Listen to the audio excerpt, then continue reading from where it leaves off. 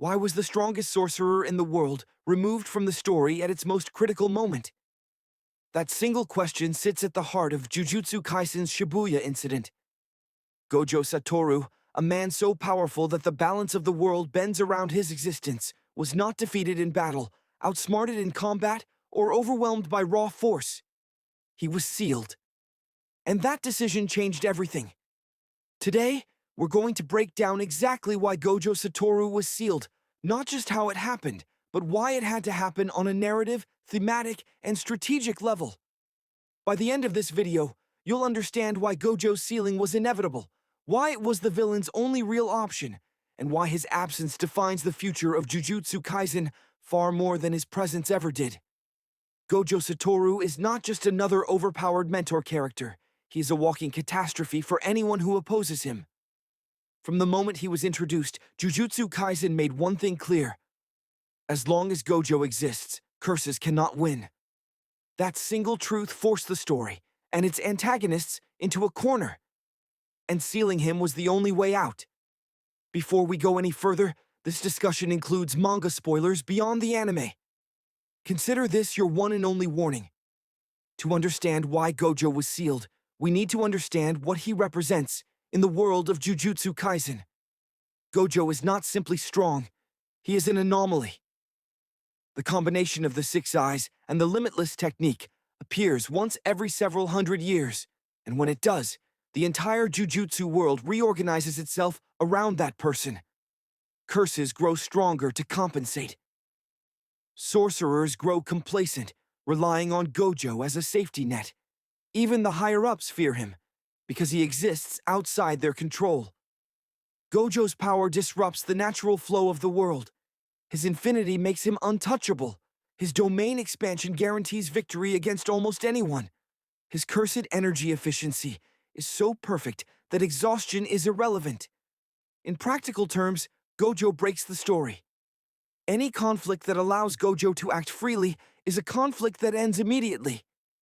This is why, from a writing perspective, Gojo could never remain active forever. But Gege Akutami didn't choose the lazy route of killing him off early or nerfing his abilities. Instead, the story chose something far more cruel and effective: removing Gojo without defeating him. The Shibuya Incident was not a random attack. It was a meticulously engineered scenario designed around one goal: isolate, exhaust, and emotionally destabilize Gojo Satoru long enough to seal him with the prison realm. Every piece of the plan exists because killing Gojo was impossible. Kenjaku understood this better than anyone. He had lived through multiple eras. He had seen Six Eyes users before. And he knew the same truth that Sukuna knew. Fighting Gojo directly is suicide. Even a fully revived Sukuna would not gamble on a straightforward confrontation. So the villains didn't challenge Gojo's strength, they attacked his humanity. Gojo's greatest weakness has never been power, it has always been attachment. Despite his arrogance, Gojo cares deeply about people. His students, his friends, and even the future of Jujutsu society matter to him. The Shibuya Incident exploited that flaw perfectly. Civilians were packed into an underground space, forcing Gojo to fight while constantly holding back. Transfigured humans were used as living shields, preventing him from unleashing his full destructive potential. For the first time, Gojo was fighting at a disadvantage, not because he was weaker, but because he refused to be cruel. Then came the moment that sealed his fate: the appearance of Suguru Geto. Or more accurately, the body of Suguru Geto. Kenjaku's decision to use Geto's corpse was not just tactical. It was psychological warfare. Geto was Gojo's closest friend, the only person who truly understood him. Their separation defined Gojo's past failures and shaped his worldview. Seeing Geto again shattered Gojo's composure for a fraction of a second. And that was all the prison realm needed. The prison realm does not seal based on strength, it seals based on stillness and perception. The target must remain within a small radius for a short period of time while their mind processes the situation.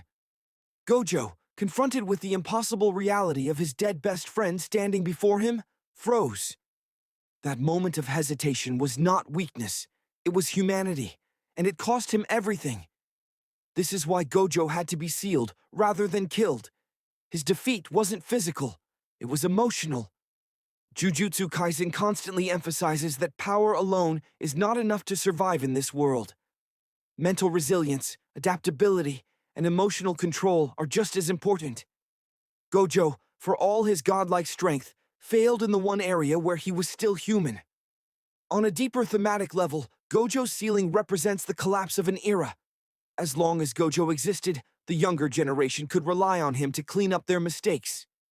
Yuji, Megumi, Nobara, and even the Jujutsu Society itself operated under the assumption that Gojo would always be there as a final safeguard. By removing Gojo, the story forces its characters to grow or die. Yuji is forced to confront the consequences of Sukuna's existence without a safety net. Megumi is pushed closer to his potential and his connection to Sukuna. The higher-ups lose the protection they secretly despised but depended on.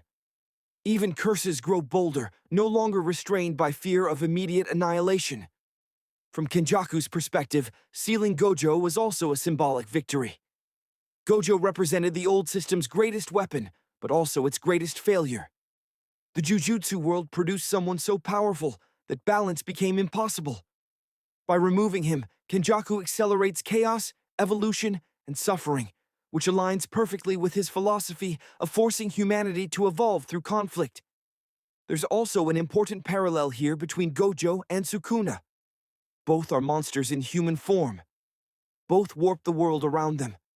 But where Sukuna embraces isolation and cruelty, Gojo tries to nurture others.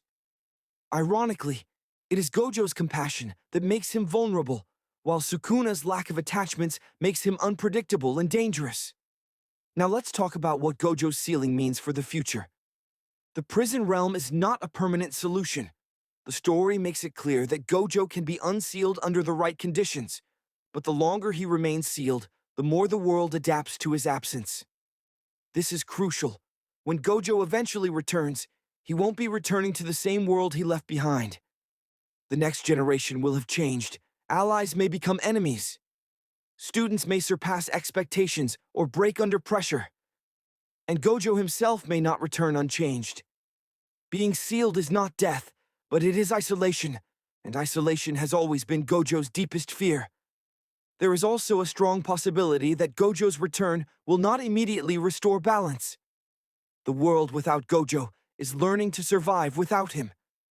When he comes back, he may no longer be the singular pillar holding everything up. Instead, he may become one force among many, powerful, but no longer absolute. And that may be the true reason he was sealed. Not to remove him forever, but to allow the world to grow beyond him.